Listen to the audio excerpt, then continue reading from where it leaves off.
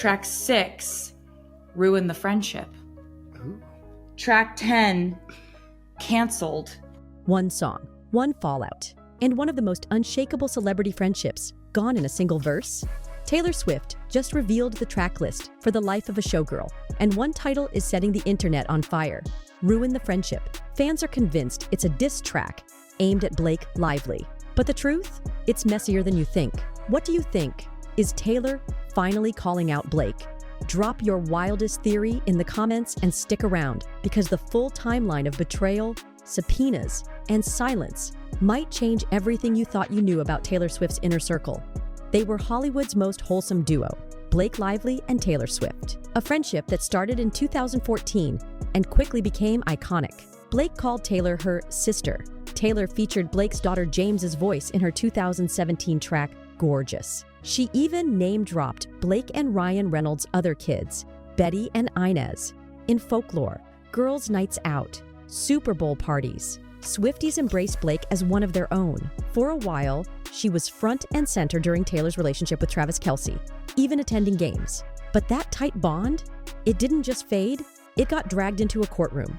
It all started with It Ends With Us, a film adaptation starring and directed by Justin Baldoni and led by Blake Lively. In December 2024, things took a dark turn.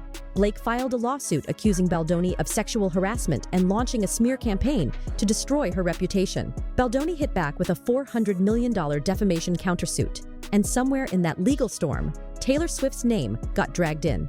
Fans were stunned when court documents surfaced. Baldoni's legal team accused Swift of pressuring him to accept Blake's script rewrites. The claim? That Blake had used her close friendship with Taylor to twist arms behind the scenes.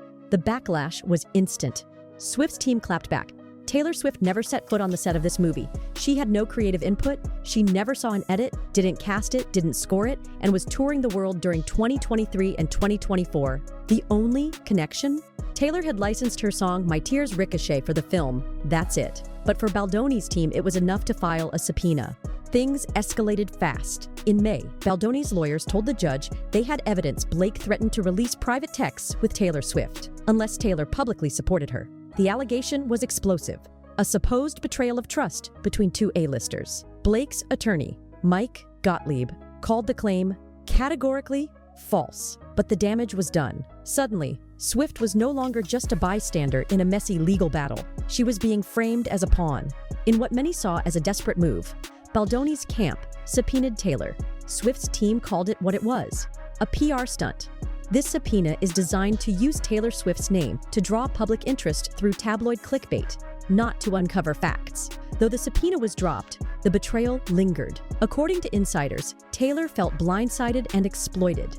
Daily Mail reported flat out, Taylor is done with Blake, and People magazine added the dagger, they're not speaking.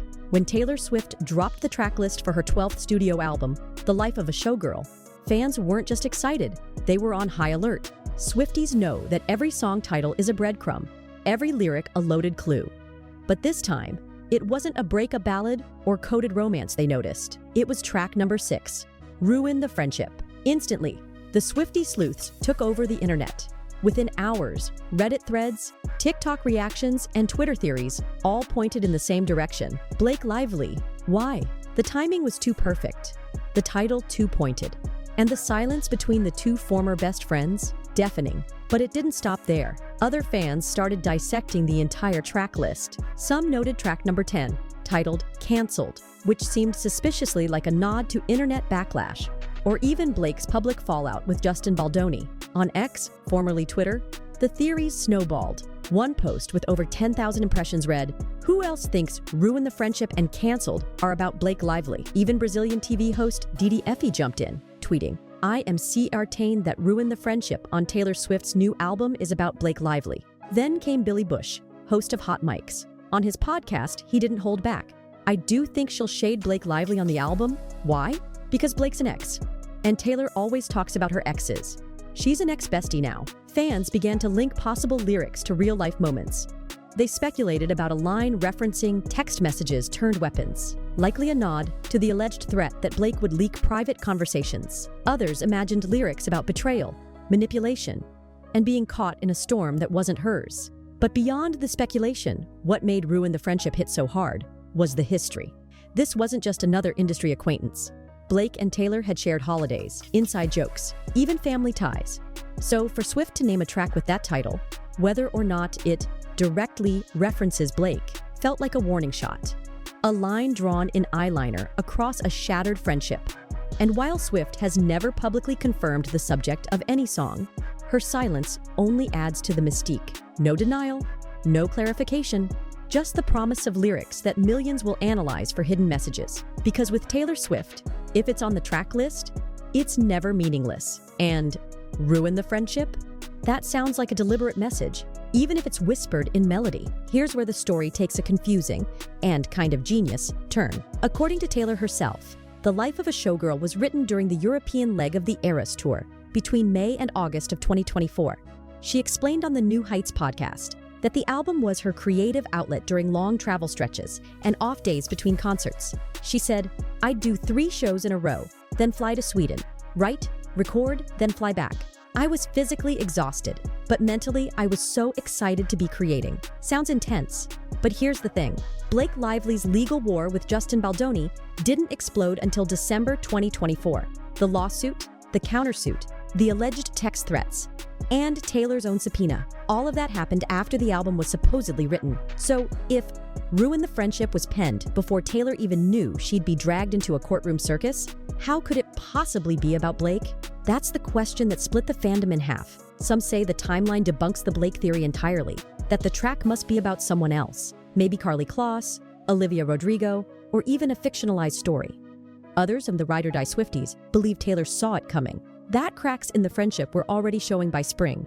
Maybe Taylor felt distant. Maybe the trust was already fraying. And then there's the wild card theory. What if Taylor rewrote the lyrics after the drama started? She's done it before. During the Reputation and Folklore eras, she's been known to tweak, re-record, and even swap verses late into production. So while the melody of Ruin the Friendship might have been born in Sweden, the bite could have been added much later. The real twist? Taylor Swift never confirms who her songs are about, but she always knows what she's doing. She gives you just enough to obsess over, enough for headlines, enough for heartbreak, and just enough ambiguity to keep everyone guessing and listening. Whether the timeline fits or not, Taylor's track record proves one thing. If she's singing about betrayal, it's never hypothetical. So, was Ruin the Friendship written before the fallout? Or was it quietly reloaded to become a lyrical warning shot? Either way, she knew exactly what she was doing. In Taylor Swift's world, silence is never just silence. It's calculated, it's composed, and sometimes it says more than a headline ever could. Since the track list reveal, neither Taylor nor Blake has said a single word publicly about Ruin the Friendship. No social media reaction, no subtle likes, no mutual support.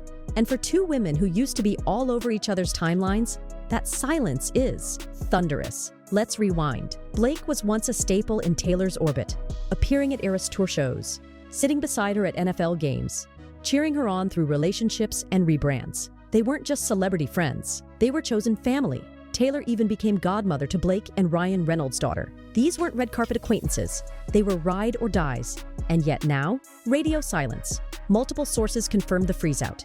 People magazine, which rarely publishes speculation without confirmation, dropped the bombshell.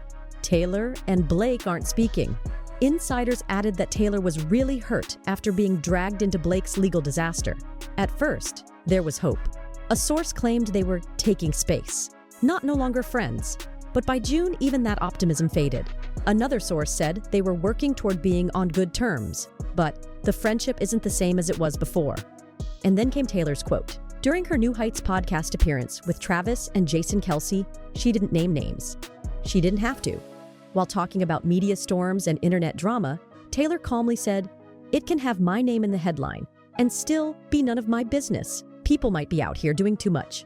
Doesn't mean I have to do a DMN thing." It was quiet, chilling, unbothered. But for fans following the Blake situation, it felt like a direct shot. That kind of cryptic commentary is classic Swift. No need to tweet, "I'm done with her." No public unfollowing, just one loaded sentence. And maybe a song title to match. Even more revealing, their mutual friends have gone quiet too. Ryan Reynolds, once a frequent fixture in Taylor's inner circle, hasn't been seen with her in public since the scandal erupted. No Instagram tags, no shared events, no double dates.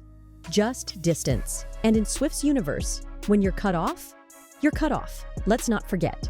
This is the same artist who wrote entire albums out of revenge, turned feuds into Grammys, and famously iced out Katy Perry, Kim Kardashian, and Karlie Kloss before the public even knew the beef was real. So when Taylor goes quiet on someone she once called family, she's not just retreating, she's rewriting the narrative.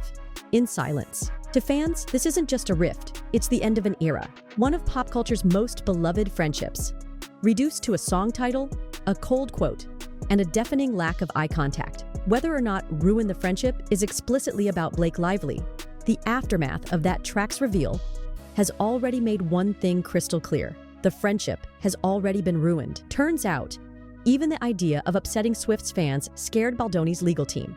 TMZ uncovered emails revealing Baldoni's PR firm raised its rates to $30,000 a month, specifically because they feared backlash from Swift's fan base.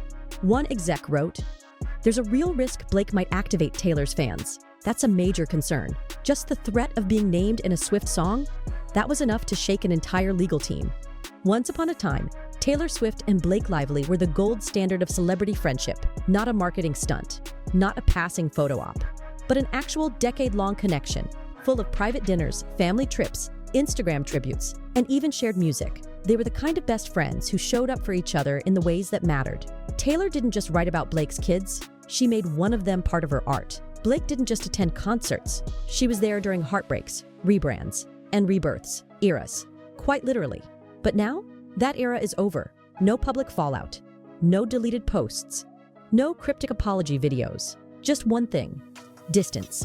And in the world of Taylor Swift, distance is the loudest lyric of all. The emotional arc of this friendship feels ripped from one of Taylor's own storylines. Only this time, the narrative wasn't a romantic breakup.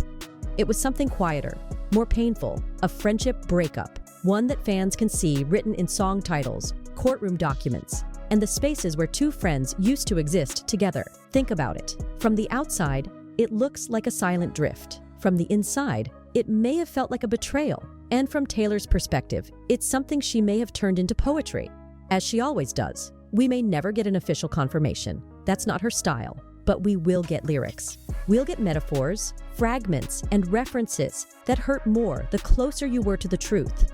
That's the Taylor Swift way. And if Ruin the Friendship truly is about Blake Lively, then this isn't just a song. It's a eulogy, a final, melodic goodbye to a bond that once seemed unbreakable, now frozen in time, like a still frame from a music video that never got a proper ending. And in the absence of closure, fans are left doing what Swift taught them best: reading between the lines. What do you think? Is Ruin the Friendship Taylor's most personal track yet? Or are we all just connecting dots that were never meant to be?